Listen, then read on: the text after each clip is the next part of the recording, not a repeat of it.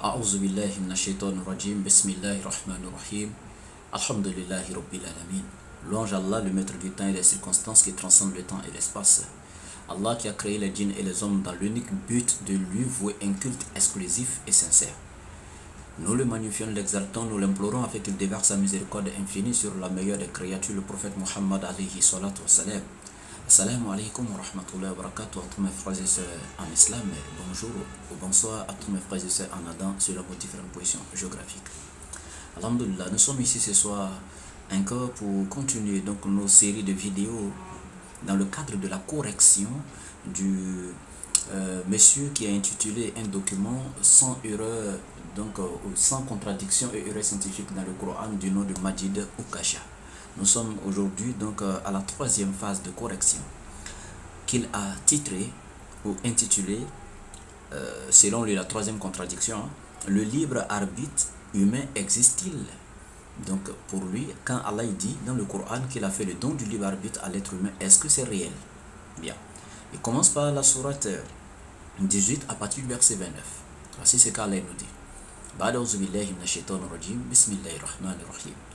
Il dit wa qul lil haqqi min rabbikum faman sha'a falyu'min wa man sha'a falyakfur. Donc Allah dit au prophète Waqul, et dit Al-Haqqu mi rabbikum, la vérité émane de ton Seigneur. Donc la vérité émane de votre Seigneur. Et il continue Faman sha'a falyu'min, et dit quiconque le veut qu'il croit. Wa man sha'a falyakfur, et quiconque le veut qu'il me croit. Donc ici, ce verset montre clairement qu'Allah fait le don du libre arbitre à l'être humain. Allah dit celui qui veut qu'il croit et celui qui veut qu'il me croit. Donc Allah continue encore dans la sourate, selon lui encore, dans son livre, dans la sourate 4 à partir du verset 150. Allah dit Inna allazina yakfuruna billahi wa rusulihi wa yuriduna an yufarriqu bayna Allahi wa rusulihi wa yaquluna nu'minu bi ba'din wa nakfuru bi ba'd wa yuriduna an yattakhizu bayna dhalika sabila.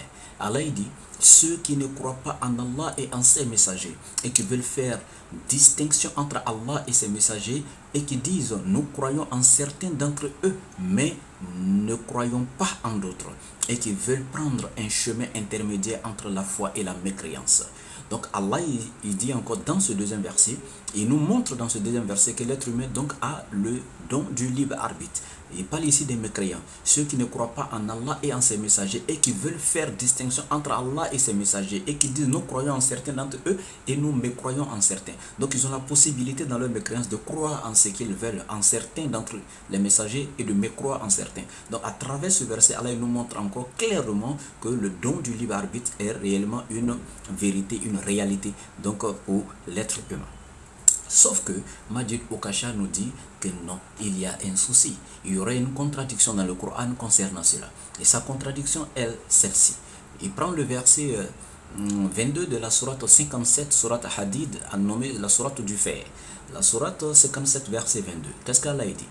Ma asaba min musibatin fil ardi, wala fi anfusikum illa. في كتاب من قبل أن نبرأها إن ذلك على الله يسير. Allah dit nul malheur n'atteint la terre ni vous personne qui ne soit enregistré dans un livre avant que nous l'ayons créé et cela est certes facile à Allah. Donc selon Majid Ukasha, voici l'un des versets qui vient contredire les versets du libre arbitre qu'on vient de citer un peu en amont.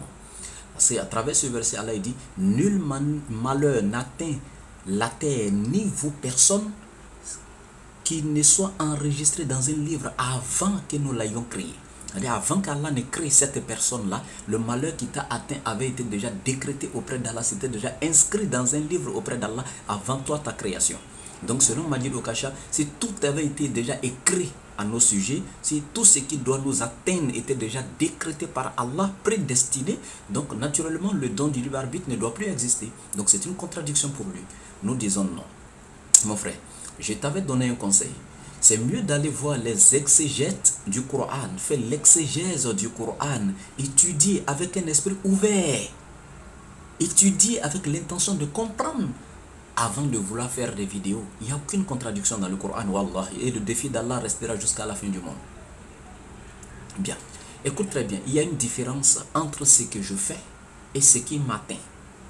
Tu comprends français? Il y a une différence. Et puis il est en France. Donc je me dis qu'il naturellement il comprenait le français. Il y a une différence entre ce qui m'arrive ou ce qui m'atteint et ce que je fais. En ce qui concerne ce que nous faisons, les décisions que nous prenons, Allah il nous donne le don du libre arbitre en cela, dans nos décisions, dans nos volontés, dans nos choix. C'est en cela que Allah il nous fait le don du libre arbitre. Mais en ce qui concerne ce qui nous atteint, ce qui nous arrive, il n'y a aucun don de libre arbitre en cela. Mais quand on vous enseigne le don du libre arbitre, approchez-vous des savants pour savoir dans quel contexte le don du libre arbitre s'applique. C'est comme quelqu'un qui s'élève, qui va voler, et puis il dit, c'est Allah qui a voulu que je vole. Allah, il n'a pas voulu que tu voles. Non, ça n'a rien à voir. Est-ce que vous comprenez? Le don du libre arbitre, c'est en ce que nous faisons. Tu te lèves pour aller commettre l'adultère, Allah, il t'a donné le don du libre arbitre, le choix entre de voler et de ne pas voler. C'est comme quelqu'un qui marche devant toi, il a perdu son portefeuille, tu l'as vu, son portefeuille tomber, et tu as pris. Tu as le choix entre l'appeler et lui remettre, et tu as le choix entre ne pas l'appeler et camoufler et rentrer avec. Ici, là, Allah t'a fait le don du libre arbitre. Toi, tu sais si ça là c'est bon, si c'est pas bon. Et tu le sais très bien parce que si quelqu'un t'avait fait la même chose, ce ne serait pas bien. Donc en ce moment, tu sais toi-même que quand quelqu'un vole ton argent, ça fait mal. Donc voler pour autrui, ce n'est pas bien. Tu sais toi-même dans ta tête consciemment que si quelqu'un cherche ta femme, ça fait mal. Et donc tu n'as pas le droit de chercher la femme de quelqu'un d'autre. Tu le sais très bien. La preuve en est, c'est pourquoi quand tu fais ça, tu te caches. Tout ce qui est mauvais, quand tu fais, tu te caches. Pourquoi tu te caches? Parce que toi-même, tu sais déjà consciemment que ce n'est pas bien. C'est pourquoi tu te caches sans que personne ne te prêche la parole de Dieu. Donc c'est en cela qu'Allah te fait le don du libre arbitre. Dans tes choix, dans tes décisions. Le choix de ta religion. Être un bienfaiteur ou un malfaiteur, le choix t'appartient. Tu as le don du libre arbitre. Mais en ce qui concerne Majid Okacha, ce qui nous arrive. Par exemple, je partais à la boutique, acheter quelque chose, et voici une voiture qui vient me percuter. En ce moment, est-ce que c'est mon choix? Est-ce que j'avais voulu faire un accident? Non. Ça, c'est ce qui m'est arrivé. Ça, c'est la volonté d'Allah. Ça, c'était dans mon destin que j'aurais fait un accident ce jour. Ça, c'est ce qui m'atteint. Ça, c'est ce qui m'arrive. Tu comprends? Voilà. Il y a ce qui nous arrive, que ce soit bonheur ou malheur, ça peut être un bien comme un mal, sans ce qu'Allah a décrété sur nous. Mais ça n'a rien à voir avec le don du libre arbitre où nous sommes responsables de nos choix. Donc ça, c'était déjà ta petite réponse. Donc pour dire que chaque verset est d'un contexte bien précis et tu as sorti les versets de leur contexte et tout simplement pour en faire des prétextes. Et il continue encore. Je continue pour te donner un enseignement. Tu vois que Allah il dit dans le Coran, la sourate 3 à partir du verset 20, Allah il dit Fa'in aslamu fakadihi tadaw. Il dit et s'ils acceptent de se soumettre à Allah, certainement ils seront guidés. Vous voyez quand Allah il parlait au prophète et le prophète prêchait aux chrétiens, aux Yahoud et aux Nasara, il a dit quoi? Fa'in aslamu. Prophète, dis-leur que s'ils acceptent de se soumettre à Allah, fakadihi tadaw, Allah les guidera certainement, ils seront bien guidés. Donc ici, Allah il nous fait déjà le don du libre arbitre. Donc du jour, la première volonté c'est à nous le choix. C'est nous qui choisissons d'être soumis ou de ne pas être soumis. Mais dès que tu choisis d'accepter Allah, Allah il vient automatiquement avec la guidance pour toi. Dès que tu choisis d'accepter Allah, Allah il te guide automatiquement. Donc le premier choix vient à toi. C'est pourquoi dans le même Coran, Allah va te dire Inna Allah la yahdi qawmal kafirin. Allah ne guide certainement pas les mécréants. Ou dans d'autres versets, les pervers. Les transgresseurs, tu vois, Inna Allah la yahdil qawmal kafirin. Allah ne guide pas. Donc, tu vois, la guidance d'Allah vient après ton choix. Si tu choisis le bien, Allah il va te guider. Mais où tu choisis d'être mécréant, Allah ne te guide pas. C'est pourquoi il a dit, et la guidance d'Allah n'est point accordée à ceux qui sont mécréants. Donc, fais le choix de la soumission, d'accepter le bien pour que la guidance d'Allah vienne à toi. Mais quand tu fais le choix d'accepter le mal, la guidance d'Allah s'éloigne de toi. Donc, qu'est-ce que tu gagnes de la part d'Allah? L'égarement. Donc, Allah continue encore en te disant Wallazina ihtadaw zadahum huddan wa atahum taqwahum. Quant à ceux qui se mirent sur la bonne voie, il les guida encore plus et les inspira leur piété. Donc tu vois, Allah il dit quoi? Tout simplement, il dit, quant à ceux qui se mis sur la bonne voie, donc ceux qui se sont mis eux-mêmes sur la bonne voie, ils ont fait le choix de prendre la bonne voie. Allah il dit quoi? Allah les guida encore plus. Allah Akbar. Donc pour obtenir la guidance d'Allah, il faut faire d'abord le choix de prendre le bien, le choix de te soumettre à Allah, le choix d'aller vers ce qui est bon, et comme ça, tu auras donc la guidance d'Allah. Mais quand tu fais le choix d'aller vers ce qui est mal, tu auras quoi? La malédiction d'Allah, donc tu resteras dans l'égarement. Mais le don du libre arbitre se mesure tout simplement dans nos choix, donc dans nos prises de décision. Mais quant à ce qui nous arrive, ce qui nous atteint, que ce soit le bon ou le mal, ça c'est le destin. Donc ça n'a rien à voir avec le don du libre arbitre. Nous ne sommes pas responsables de ce qui nous atteint, mais nous sommes responsables de nos choix, de nos décisions, de ce que nous faisons. Donc dans le contexte que je donne ici, les versets coraniques, c'est dans ces contextes-là qu'il faut les comprendre ici. Mais quand tu sors ces versets de leur contexte, tu en fais automatiquement un prétexte. Et les mêmes propos que je suis en train de te citer, dans d'autres contextes, ils peuvent avoir d'autres sens. Mais ils restent dans le contexte d'Allah et n'essaie pas d'égarer les gens. Et tu ne pourras égarer que ceux qui sont limités en science. Majid Okasha. Maintenant, quand Allah dit dans le Coran, nul ne peut être guidé si ce n'est par la volonté d'Allah. Mais ce qui est juste, Majid Okasha.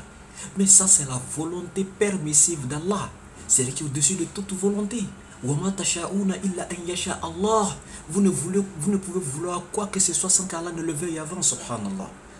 Parce que c'est Allah qui a voulu que ce soit comme ça. C'est lui qui a donné le libre arbitre. C'est lui qui a ouvert la porte de la guidance.